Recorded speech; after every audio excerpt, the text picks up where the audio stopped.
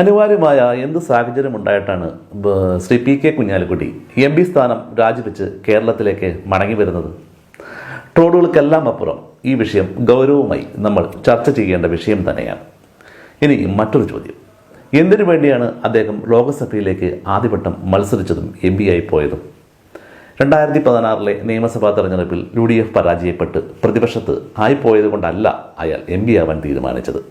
കുഞ്ഞാലിക്കുട്ടി സാഹിബ് ഒരിക്കലും ഓർക്കാൻ ആഗ്രഹിക്കാത്ത 2006 തെരഞ്ഞെടുപ്പിൽ കുറ്റിപ്പുറത്ത് തന്നെ പരാജയപ്പെടുത്തിയ KT ജലീൽ ഈ സഭയിൽ മന്ത്രിയായി ഇരിക്കുന്നത് കണ്ട് സഹിക്കാൻ പറ്റാത്തതുകൊണ്ടല്ലേ നിയമസഭാംഗത്വം രാജിവെച്ച് ഡൽഹിയിലേക്ക് ഓടിയത്?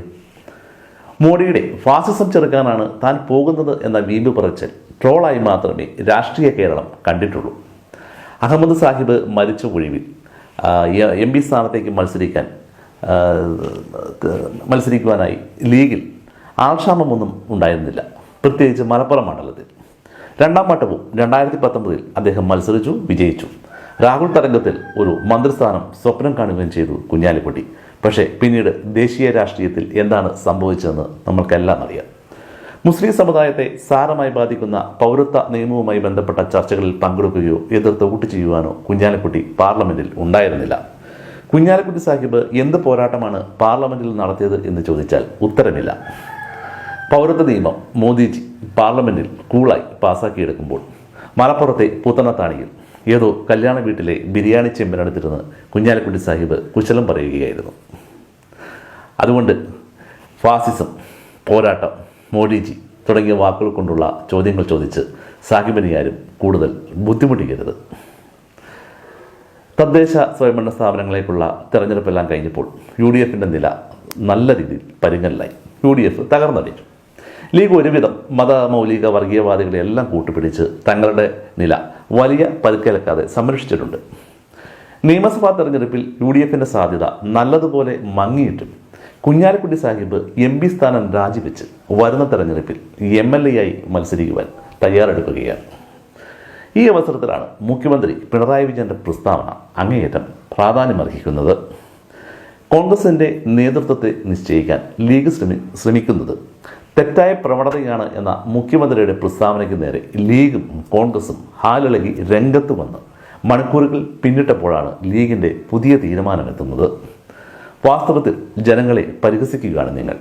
പ്രത്യേകിച്ച് ലീഗിന് ഭൂരിപക്ഷമുള്ള മലപ്പുറം ജില്ലയെ തീർത്തും പരിഹസിക്കുകയാണ് ലീഗ് നേതൃത്വം.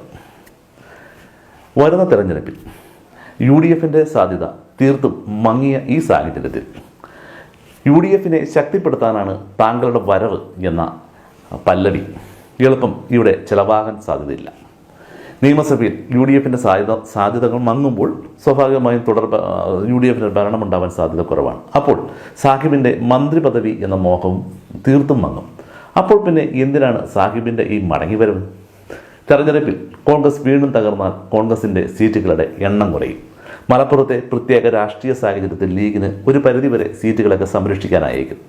അപ്പോൾ കോൺഗ്രസിൻ്റെ കയ്യിലിരിക്കുന്ന പ്രതിപക്ഷ നേതൃപദവി കണ്ട് മോഹിച്ചാണ് താങ്കളുടെ ഈ വരവെന്ന് രാഷ്ട്രീയ എതിരാളികൾ ആരോപിച്ചാൽ അതിശയം തോന്നേണ്ട സാഹചര്യമില്ല.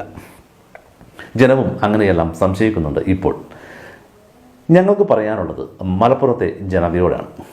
2019 BJPയുടെ വർഗീയ ഫാസിസ്റ്റ് ഭരണകൂടത്തിനെതിരെ ജനാധിപത്യമായി ശബ്ദമുയർത്താൻ നിങ്ങളുടെ മുന്നിൽ 2 ഓപ്ഷൻസ് ഉണ്ടായിരുന്നു. ആ മത്സരത്തിൽ വിജയിച്ച വ്യക്തി ഇന്നിതാ ഡൽഹിയിലെ വാസം മതിയാക്കി പ്രതിപക്ഷ നേതാവിൻ്റെ ക്യാബിനറ്റ് പദവിയും സ്വപ്നം കണ്ട് തിരിച്ച് കേരളത്തിലേക്ക് വരികയാണ്. നിങ്ങൾ തോൽപ്പിച്ച സഖാവ് VK സാനു പൗരത്വ ബിൽ വിഷയം വന്നപ്പോഴും ഡൽഹിയിലെ ക്യാമ്പസുകളിൽ സംഘികൾ അഴിഞ്ഞാടിയപ്പോഴും ഇപ്പോഴിതാ കർഷക പ്രക്ഷോഭം നടക്കുമ്പോഴും എല്ലാത്തിൻ്റെയും മുന്നിൽ അയാൾ ഉണ്ടായിരുന്നു. വർഗീയ ഫാസിസ്റ്റ് ഭരണകൂടത്തെ നേരിടാൻ തിരഞ്ഞെടുപ്പിൽ തോറ്റു എന്നത് സഖാവ് സാനുവിന് ഒരു കാരണമായിരുന്നില്ല. നിങ്ങൾ തോൽപ്പിച്ചത് സാനുവിനെയല്ല, നിങ്ങളെ തന്നെയാണ്. നിങ്ങൾ തിരഞ്ഞെടുത്തത് അടിമുടി അധികാരഭ്രമം മാത്രമുണ്ടായിരുന്ന ഒരാളെയാണെന്ന് നിങ്ങൾ തിരിച്ചറിഞ്ഞില്ല.